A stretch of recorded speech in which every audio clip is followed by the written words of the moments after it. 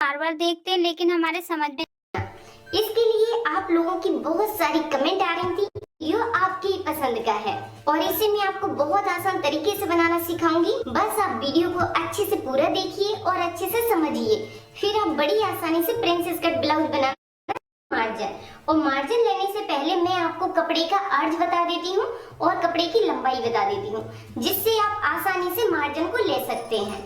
जैसे आप इस तरह लंबाई को चेक कीजिए, जितने साइज का ब्लाउज बना रहे हैं उसके हिसाब से चेक कर लीजिए। जैसे कि मैं बना रही हूँ इसको 13.5 इंच का, तो ये हो गया 13.5 इंच। अब इधर से ही और देखेंगे पीछे के पार्ट के लिए, तो ये हो गया पीछे के पार्ट के लिए। तो आप यहाँ पर देख सकते हैं कि काफी कपड़ा है, मतलब आप मार्जिन के लिए अच्छे से कपड़े को यूज कर सकते हैं। ठीक है, इस तरह आप कपड़े को चेक कर लीजिए और यहाँ पे भी आप कपड़े को देख सकते हैं कि यहाँ पर आपकी दोनों आस्तीनें आसानी से निकल आएंगी। तो इस तरह कपड़े को चेक करने के बाद अब आपको यहाँ पर निशान लगाना है मार्जिन का, जो मार्जिन तुरपाई में यूज होता है। तो यहाँ पे निशान लगा दिया हमने 1.5 इंच का, ये हो गया तुरपाई मार्जिन और इस निशान को सीधा कर दिया। अब इसी निशान से आपको अपनी लंबाई का निशान लगाना है। जितनी साइज का ब्लाउज बना रहे हैं उसका आपको निशान लगाना है। जैसे कि मैं बना रही हूँ इसको 13.5 इंच का, तो ये हो गई इसकी फिक्स लंबाई। अब यहाँ पर एक्स्ट्रा बढ़ा देंगे 1 इंच और इस निशान को सीधा कर देंगे। तो यहाँ पे हमने 1 इंच का लंबाई में मार्जिन लिया है, आधा इंच सिलाई में चला जाएगा और आधा इंच की नीचे की साइड सेटिंग हो जाएगी। तो अब निशान लगाना है आपको शोल्डर का। तो जैसे कि इसका मीडियम साइज का शोल्डर है 11 इंच का, तो उसका हाफ रखेंगे यहाँ पर 5.5 इंच। ये हो गया शोल्डर का निशान और ये हो गया सिलाई मार्जिन का। अब इसी निशान से आपको निशान लगाना है आर्म होल के लिए। तो इसके आर्म होल का निशान लगा दिया 6 इंच 2 पॉइंट पर और इस तरह मिला दिया। अब इस निशान को सीधा करना है। आर्म होल के निशान लगाने के बाद अब आपको यहाँ पर निशान लगाना है सीना की फुल साइज के हिसाब से, उसका चौथाई भाग निकालना है और उसका निशान लगा दीजिए। तो जैसे कि मैं इसको बना रही हूँ 34 की साइज में, ठीक है, तो 34 का चौथाई भाग होगा 8.5 इंच। अब यहाँ पे निशान लगा दिया 8.5 इंच का। लेकिन ये प्रिंसेस कट है तो इसकी जो प्लेट बनती है वो 1 इंच की बनती है, तो यहाँ पर आपको 1 इंच एक्स्ट्रा बढ़ा देना है। तो इस तरह आप 1 इंच एक्स्ट्रा बढ़ा दीजिए और इस निशान को सीधा कर दीजिए। पहले इस निशान को इस तरह मिला दीजिए और फिर इसको सीधा करना है। अब उसके बाद लेना है आपको यहाँ पर मार्जिन। तो ये ले लिया हमने 1.5 इंच का मार्जिन और 1.5 इंच इधर लेना है। इस निशान को सीधा कर दीजिए। अब आपको देना है आर्म होल में गुलाई, तो 1 इंच के हिसाब से गुलाई बना दीजिए और इस तरह मिला दीजिए।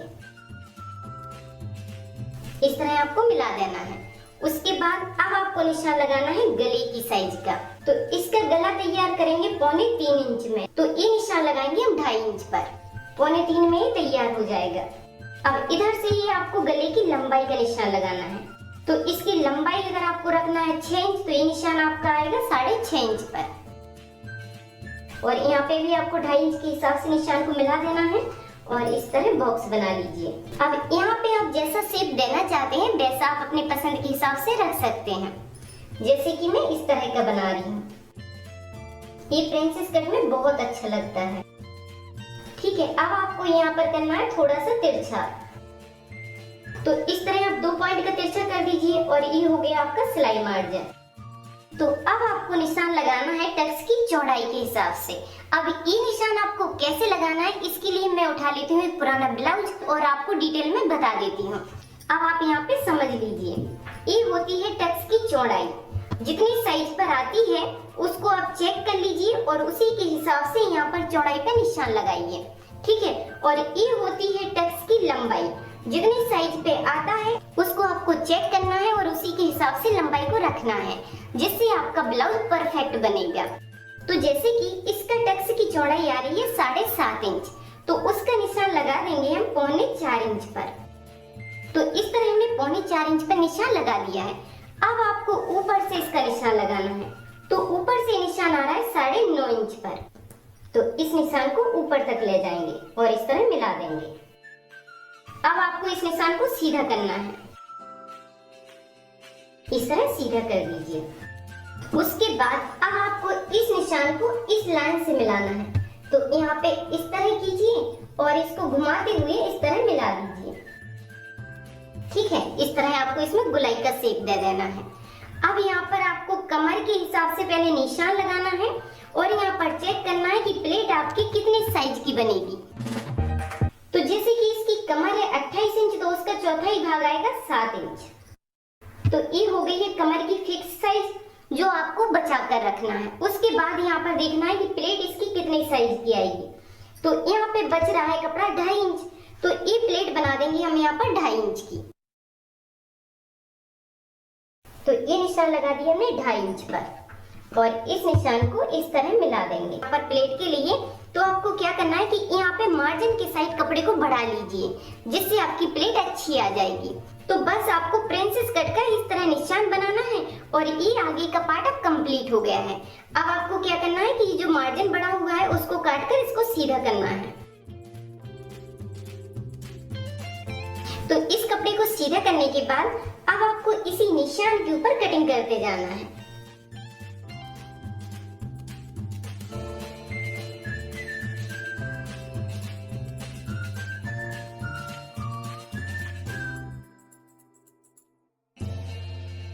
तो इस तरह हमने इसकी कटिंग कर दी है। अब आपको प्लेट के लिए कैसे कटिंग करना है कि आधा इंच कपड़े को इस साइड छोड़ना है और आधा इंच कपड़े को इस साइड छोड़ना है और बीच से इस तरह काट कर निकाल लीजिए।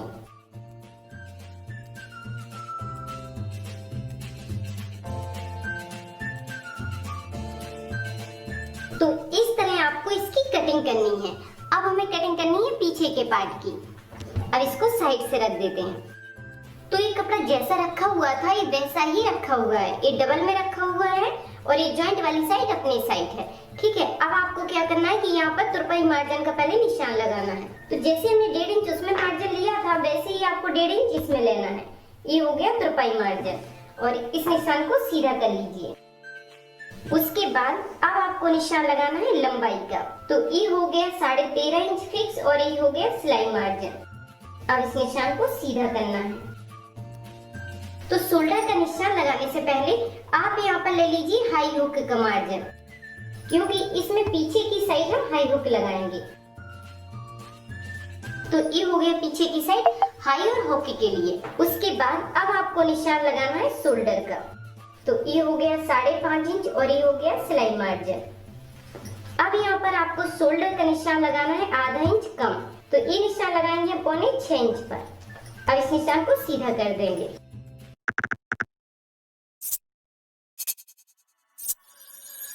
तो अब आपको यहाँ पर सीना का चौथाई भाग का निशान लगाना है। यहाँ पे आपको फिक्स रखना है, जो आपकी ब्लाउज की साइज है बस उसी का चौथाई भाग रख दीजिए और इस निशान को सीधा कर दीजिए। और यहाँ पर ले लीजिए मार्जिन 1.5 इंच का। ये मार्जिन जैसे हमने उसमें लिया है वैसे ही आपको इसमें लेके जाना है और इसको सीधा कर लीजिए। तो अब हमें निशान लगाना है कमर की प्लेट के लिए। तो आपको क्या करना है कि यहाँ पर कमर का चौथाई भाग रखना है और 1 इंच रखना है प्लेट के लिए। ठीक है, उसके बाद जो भी एक्स्ट्रा कपड़ा होता है उसको तिरछा कर दीजिए। जैसे थोड़ा सा एक्स्ट्रा हो रहा है तो उसको तिरछा कर देंगे। इस तरह आपको तिरछा करना है। तो ये पूरा कपड़ा है जैसे हमारा 8 इंच, तो उसका हाफ करना है यहाँ पर 4 इंच। इस तरह किया और प्लेट के लिए निशान लगा दिया। जो भी साइज होती है उसका हाफ का निशान लगाना है और यहाँ पर निशान लगा दीजिए 4.5 इंच का। तो ये हो गया प्लेट का। तो अब आपको क्या करना है कि आगे के पार्ट को उठाना है और उसी के हिसाब से गले की कटिंग करना है। तो इस तरह हम इसको मिलाकर रखेंगे। यहाँ पर हाई हुक का मार्जिन को छोड़ दिया है और उसी के हिसाब से गले को मिला दिया है। तो अब आपको सेम निशान बनाते जाना है। इस तरह बना लीजिए और लंबाई में आप जितना बढ़ाना चाहते हैं उधर भी निशान लगा लीजिए। यहाँ पर इसकी चौड़ाई रखेंगे 3 इंच और इस तरह मिला देंगे। अब इसमें गुलाई कर देंगे और यहाँ से हल्का सा तिरछा। तो जैसा ही कपड़ा था बस वैसे ही आपको मिलाते हुए इसका निशान लगा देना है। तो इस तरह आपको इसको तिरछा कर देना है। तो उसके बाद इसको हटा देंगे और यहाँ पर आर्म होल की गुलाई का निशान लगाएंगे। तो पीछे का निशान लगेगा 1.5 इंच पर। अब आपको सेम निशान पर ही कटिंग करते जाना है।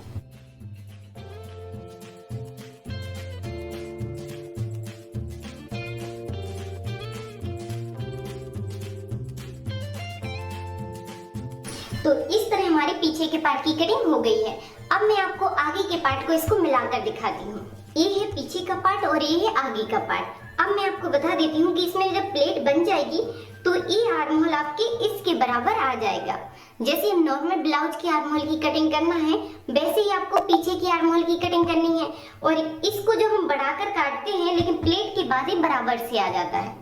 अब आपको मैं यहाँ पर बताती हूँ कि जब ये प्लेट बनती है तो इस तरह ही कपड़ा यूज होता है। तो आधा इंच इस तरह चला जाएगा इधर और आधा इंच इस तरह इधर हो जाएगा।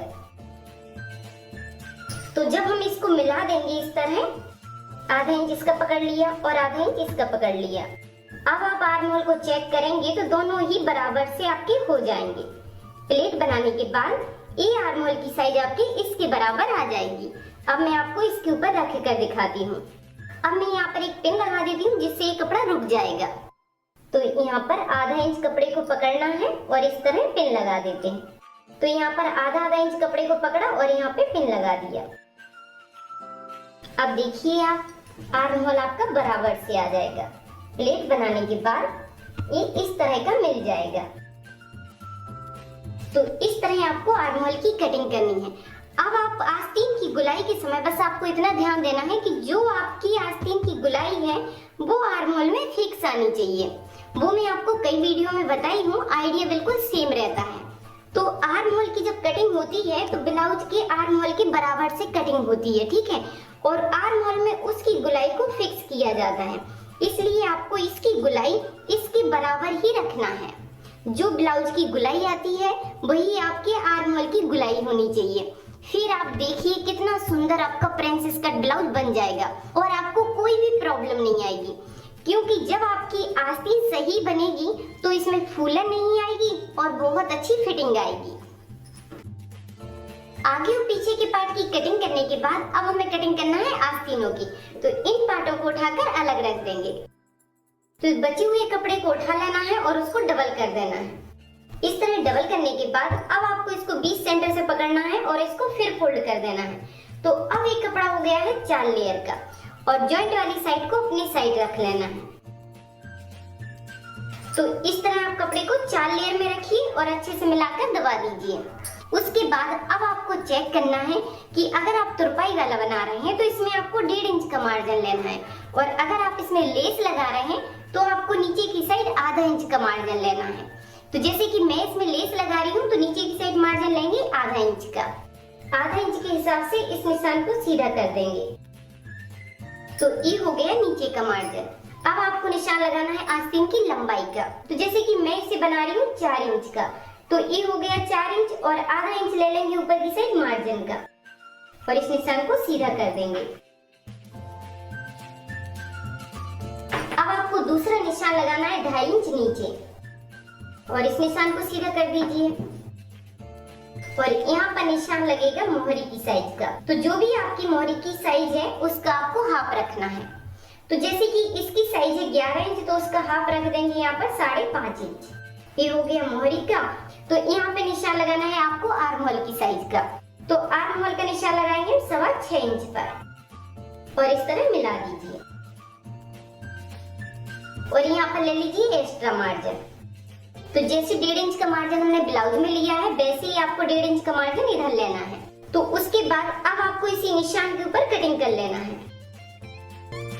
इसकी कटिंग करने के बाद अब इसको खोल लीजिए, इस तरह पकड़िए और इसको खोल लीजिए।